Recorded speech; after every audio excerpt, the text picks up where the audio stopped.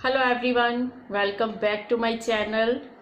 आज मैं बात करने वाली हूँ यूं बैठे बैठे खाली टाइम पास करने के कुछ फार्मूलों की।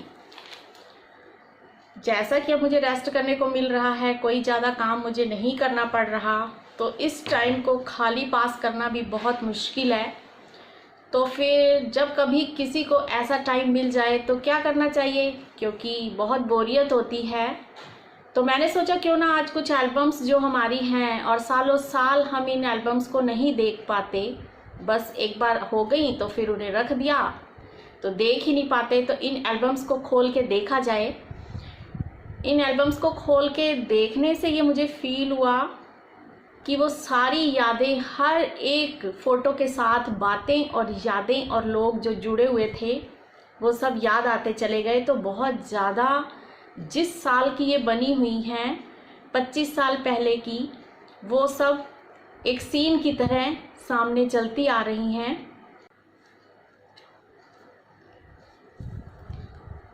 ये वो पिक है, ये मेरे नाना जी हैं। जिस दिन मेरा रोका हुआ था उन्हीं के घर पर हुआ था। तो ये मेरे नाना जी हैं जो अब नहीं हैं, और ये मैं हूँ, छोटी सी बच्ची सी दिख रही हूँ मैं, और सब कुछ याद आता जा रहा है। और पता है साथ में एक बात क्या होती है कि इन पिक्चर्स में कई लोग हमारा साथ छोड़कर जा चुके हैं, मगर उनकी पिक्स हमारे पास आज भी हैं, तो हम उनसे रिलेटेड बातें और उनका रिश्ता जो हमारे साथ है वो बहुत सुखदायक भी होता है। और ये हमारी शादी की पिक है। इस पिक के पीछे तो मैं आपको एक बात बताती हूँ, मुझे इतनी हंसी आ जाती है जब भी मैं इस फ़ोटो को देखती हूँ, और अपनी मूर्खता पर भी, कि फ़ोटोग्राफ़र ने बोला कि आप ये वाली फ़ोटो खिंचवाने के लिए आप इनके कोट को पकड़िए। वो बोला कि आप इनके कोट को पकड़िए, तो मैं कहूँ मैंने नहीं पकड़ना, क्योंकि सब लोग खड़े हुए थे इर्द गिर्द। अब क्या हुआ कि उसका स्टाफ भी खड़ा हुआ था फोटोग्राफर का, मेरी और उसमें ना जिद छिड़ गई। वो बोला कि आप पकड़िए तो हम फ़ोटो शूट करें। मैंने कहा मैं नहीं पकड़ूंगी। तो वो बोला आपको पकड़ना पड़ेगा तभी हमारा कंप्लीट होगा शूट। तो मैंने कहा मैं नहीं पकड़ूंगी। इस जिद में मैं गिर गई। पीछे ही सोफ़ा पड़ा हुआ था और बहुत उस टाइम स्पेस कम था, सोफ़े के आगे टेबल रखा हुआ था और सोफ़े और टेबल के बीच हम खड़े हुए थे। तो वो बोला कि आप इनके कोट को पकड़ के फ़ोटोग्राफ, मतलब हमने क्लिक करनी है, शूट करना है, वीडियो बन रही थी। तो मैं जिद पे अड़ गई कि मुझे नहीं पकड़ना। तो इस चक्कर में वो बहस करते करते, हील्स भी पहनी हुई थी, तो मेरा बैलेंस बिगड़ा, और क्योंकि इतना तामझाम भी पहना होता है तो कोई आदत तो होती नहीं है, तो मैं वहाँ पटाख से सोफ़े पे गिर गई। तो फिर सब नर्वस हो गए, मैं भी नर्वस हो गई, फ़ोटोग्राफ़र भी नर्वस हो गया। तो फिर फ़ोटोग्राफ़र बोला ठीक है, अगर आप कंफर्टेबल फील नहीं कर रहे हो तो कोई बात नहीं, आप सिर्फ इनके साथ खड़े होकर फ़ोटो करवा लीजिए। मैंने कहा हाँ मैं वो कर सकती हूँ, लेकिन मैं कोट नहीं पकड़ूंगी। तो इस तरीके से अब ये मैंने पिक देखी है तो मुझे याद आ गया है। तो इसीलिए मैं कह रही हूँ कि जब कभी आपको ऐसा टाइम मिले और टाइम पास ना हो रहा हो और बोरियत बहुत ज़्यादा हो रही हो, तो आप लोग अपनी एल्बम्स खोल के ज़रूर देखिएगा। और ये पिक है देव की। जब देव ने अभी बैठना स्टार्ट करा था तो इसकी ये पिक मैंने करवाई थी, और ये सूट इसके मामू लाए थे वो जब हरिद्वार गए थे। तो और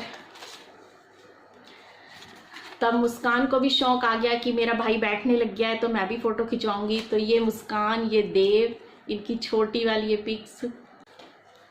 तो ये लम्हों को याद करना बहुत सुकून देता है, जब, क्योंकि अब हम तो फ्री हैं, दूसरे तो सब काम कर रहे हैं, वो नेचुरल है, उनका काम तो बंद नहीं हुआ, हमारा ही काम करना बंद हुआ है ना। और सबसे बड़ी बात ये है कि जब कुछ इस तरीके का हमें टाइम मिलता है तो हमारे लिए बहुत ज़्यादा बेनिफिशियल टाइम है ये, कि हम सबसे पहले उस गॉड को याद करें। क्योंकि हम वैसे कहते हैं कि हमें गॉड को याद करने का टाइम नहीं है, सब घर गृहस्थी और भी जिम्मेदारियों में फंसे हुए हैं। तो ये वे गोल्डन टाइम है हमारे पास, जब हम उस भगवान के साथ अपने आप को क्या कहते हैं कि दिल से दिल तक याद कर सकते हैं और उससे हम बातें कर सकते हैं, और जो हम किसी से भी बातें नहीं कर सकते वो हम उस भगवान के साथ उसको अपने सामने, उसको अपने साथ रखकर बात कर सकते हैं। तो कि मैंने ये अपना एक्सपीरियंस बता रही हूँ, फील किया है कि जब आप गॉड को अपने साथ रखकर बात करते हैं तो आप बहुत स्ट्रेस फ्री हो जाते हैं, बहुत आप हल्का फील करते हैं। और क्या है कि गॉड के साथ बात करने से हमें काफ़ी अच्छा फील होता है, हम लोग रिचार्ज हो जाते हैं। और दूसरी बात ये है कि जब कभी हमारे पास टाइम हो तो हम उन लोगों को भी फ़ोन करें जिनसे हमने काफ़ी टाइम से बात ही नहीं की। इस वजह से कि टाइम नहीं है, तो अब हमारे पास काफ़ी टाइम है, तो अब हम उनके साथ फ़ोन पे काफ़ी टाइम बिता सकते हैं। टाइम पे फिर मैं कभी बहुत सारी चूड़ियाँ पहनने लग जाती हूँ जो कि मैं पहले नहीं पहनती थी। चूड़ियाँ पहन लेती हूँ, उतार लेती हूँ,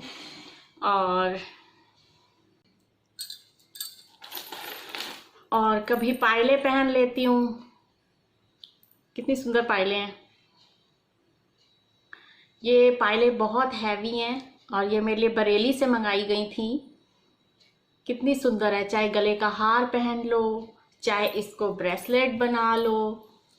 और कभी मैं पायलें देखने बैठ जाती हूँ, पहन लेती हूँ, फिर उतार देती हूँ। ये भी पायलें हैं मेरी।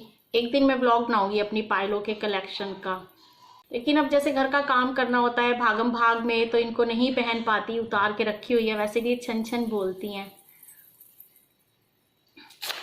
और ये मैंने बहुत ही सिंपल सी पायल ले रखी हैं जिसमें कोई छन छन नहीं है। इसको भी मैंने आजकल उतारा हुआ है। और ये मेरा है साड़ी पे लगाने वाला साइड का, इसको क्या बोलते हैं मुझे मालूम नहीं है, शायद छल्ला वगैरह बोलते हैं, रिंग बोलते हैं, जो साड़ी के साइड में लगता है। ये वो है। कभी इसे देख के मैं याद करती हूँ कि कितने साल हो गए इसको नहीं लगाया। ये भी मेरी शादी का है। इसका वैसे ईयर रिंग देखो कितना अच्छा लगेगा ना।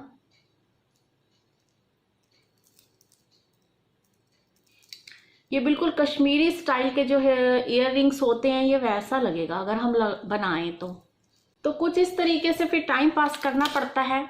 और फिर अगली चीज, अगर आप लिखना पसंद करते हैं तो कुछ लिख लीजिए मेरी तरह।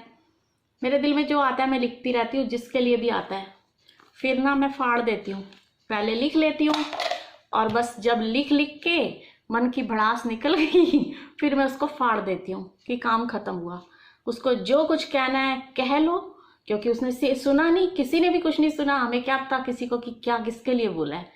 तो सबसे अच्छा तरीका है अपना गुस्सा निकालने का कि आप लिखो जिसके लिए भी, जो भी आपके मन में आता है, और उसको फिर लिख के अपनी भड़ास निकाल के फिर फाड़ के फेंक दो। कोई सबूत ही नहीं है ये सबसे बढ़िया तरीका मैंने ढूंढा है, अपनी फीलिंग्स को लिखकर और फिर उसको फाड़ देना। और इसके साथ ही अगर आपको पढ़ने का शौक है लेकिन आप नहीं कुछ भी पढ़ पाते रेगुलर, बाय चांस किसी दिन टाइम मिल गया तो कुछ पढ़ लिया, नहीं तो रह गया, तो आप अपनी पसंदीदा चीज़ों को पढ़ें इस टाइम पर, जैसे कि मैं पढ़ रही हूँ। तो बस कुछ इस तरीके से टाइम पास करते हुए अब मैं ब्लॉग का एंड करती हूँ। फिर मिलते हैं कुछ अगली बातों के साथ। ठीक है, बाय।